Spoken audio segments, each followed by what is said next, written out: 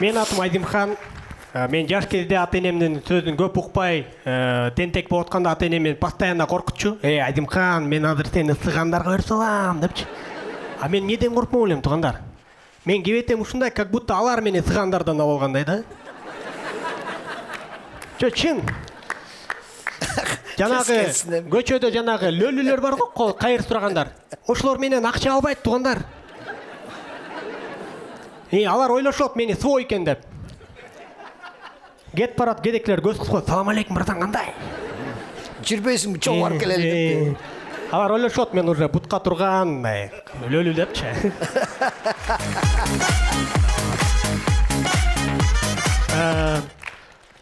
Жакында эле мен чачым алдырайын деп чач тарачка бардым. Бирок кайра желание түшүп калды. Карап турсам, чач тарачтын аталышы У Людмила экен. Мен ойлондум. Не кылам мен У Людмилага барып, эгерде мен чачым и так эле Людмиланыкындай болуп турса депчи. Жана орус кемпирлердики бар го, Людмила дегендер. А мен мурун негизи аябай жадный болчумун, кыздарга акча коротконду өлө жаман көрчүмүн кыздаргачы. Ошол үчүн мен кыздар менен бир гана Рамазан айында сүйлөшчүмүн. Кандай сонуна, туугандар, ороз айында мындай кафеге барган болбойт, тамак ичкен болбойт, Бирок арасында бир кыз бар болчу, бир сүйлөшкөн кызым. Ал всегда айтчу да, жок, Айдимхан, мен да даяр эмесмин, мага болбойт, ата-энем каршы депчи. А мен айтчым, Наташа, это ради нашей любви депчи. Ал баягы ойлочу, орозо 1 жылга созулат экен, мен аны алдап жүрө бергем да.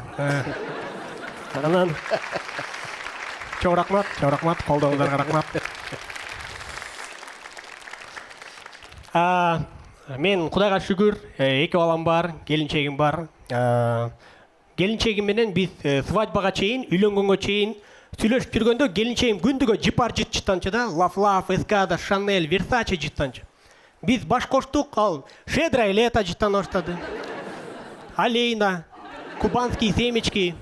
Анан свадьба күнү биз эл катары фотосессия кылабыз деп, сулуулук салонуна бардык. Ал болсо чачтарына укладка тармалдатты, мен түздөттүм наоборот. Анан 2 баланын атасы болдум. Мен бир нерсени түшүндүм туугандар. Сен балалуу болгондон кийин балдарыңа өзүң жаш кезде жетпей калган нерселерди балдарыңа бергиң келет экен да. Мен жаш кезде көп нерсеге жетпей калгам. Азыр ушуну мен кыздарыма каалайм. Мисалы үчүн мен кыздарымда Дэнди болсун деп каалайм. Буква С каалайм. Чач түздөгөн учу жок каалайм. Анан келинчегим күндүгө ыйлактайт, сен кыздарың менен эшикке чыгып сейилдебейсиң деп. Туура мен кыздарым менен эшикке чыкпайм, анткени бир чоң проблема бар. Мен кызым менен эшикке сейилдеп чыкканда, мен атадай көрүнбөйм туугандар. Мен капталдан караганда мындай сыган. Кичинекей кызды жетелеп алып кетип бараткандай да. Буну кызым мага өзү айтты даже. Анан мына шайлоо бүттү туугандар, шайлоодон кийин бар айтып атышат, дагы карантин болот деп. Мен үй бүлөлүү эркек катары айтып кетиптин, дагы бир карантинди мен чыдай албайм. Анткени мен аялым бар, 1 комнаталуу квартирада жашайм, 25 квадрат метр. Бул өтө оор. Аялың мененчи бир жерде раз на раз бир ай. Мына ушул жерде отурат жаштар, улуулар бар. Силер аялыңардын көзүнчө Инстаграмга кирип көрдүңөр беле? Кирип көрдүңөр беле? Бул деген русская рулеткада туугандар. Русская рулеткада бир окты алып туруп анан ойношот го орустарчы. Бул жерде шанс жок, бул жерде 6 ок берет аялың. 6 окту тыгап, кир депчи.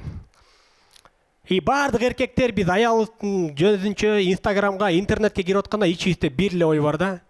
Азыр Чолпон Талипбек чыгып калбаса экен. Керсең бир аялым монтип турган болот, обязательно.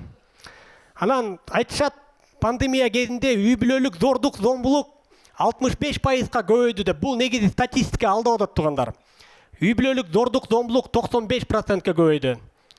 Аялдар тараптан. Ошон үчүн мен дагы бир карантинден жашай албайм. Анан мына жакында эле биздин президентибиз Садыр Нуркожоев Россияга барып келди. Путинге жолугуп келди.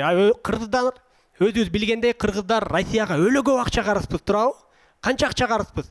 Мен ойлондурган бир эле нерсе, Садыр Жапаров кандай ойлор болду экен депчи. Анткени мындай магазинге карыз болуп калганда баргың келбейт го ушул магазинге.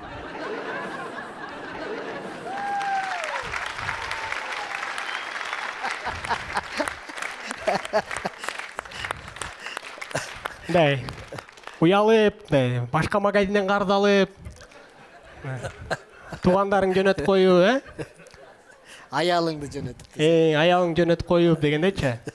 Мен оюмча биздин президенттерге Кытайдын президенти күндүгө телефон чалат, ал беззвучныйды басып коет да, мындай акырын беззвучныйды басып. Анан ойлоп турсам биз кыргыздар аябай мындай таарыныч жок эле, чынында ойлоп турсак биз кыргыздар аябай бир Кыргызстан өлө бир сулуу, назик, сүйкүмдүү кыздардай экенбиз да, мындай бизге баардыгы эле башка мамлекеттегилер мындай автобус берип жагынгысы келип эле.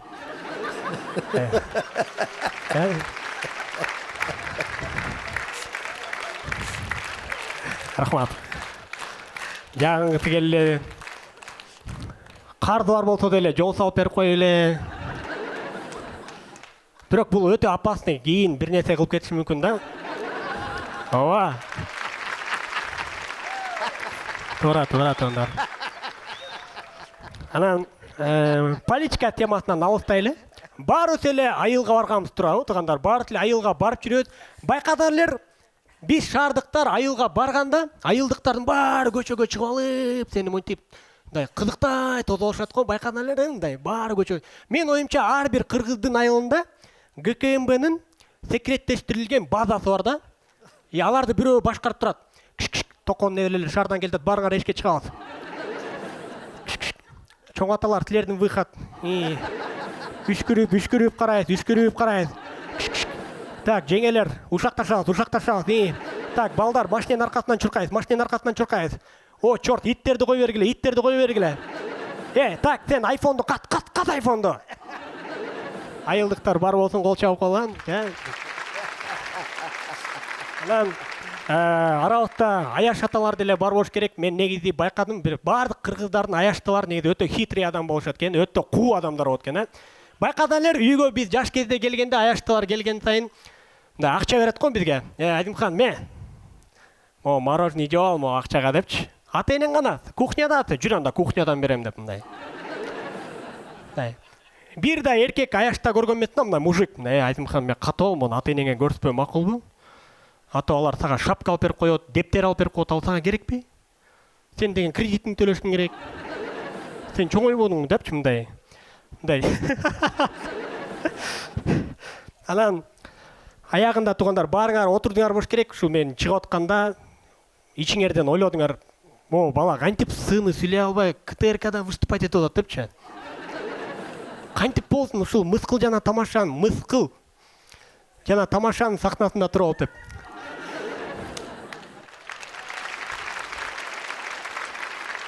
Мен айтып кетмекчимин, сыны сүйлөй албагандыгым бул проблема эмес туугандар. Анткени мен зыны да сүйлөй албайм. Чоң рахмат.